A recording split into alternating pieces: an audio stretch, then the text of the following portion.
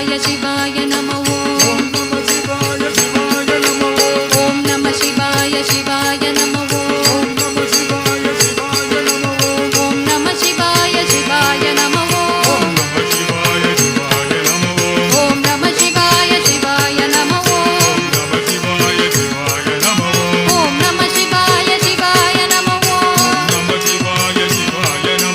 அதாவது நிறைய இடங்கள்ல அந்த சுயஞ்சோதி அந்த பரஞ்சோதியும் அந்த சிவமும் வேற அப்படின்னு எல்லாம் நினைப்பு இருக்கு.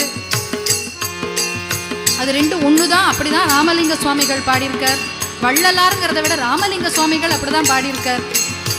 அதனால எங்க சுயஞ்சோதி பரஞ்சோதி வந்தாலும் அங்க ஓம் நம சிவாய தான் வரும். ஓம் நம சிவாய சிவாய நம ஓம் நம சிவாய சிவாய நம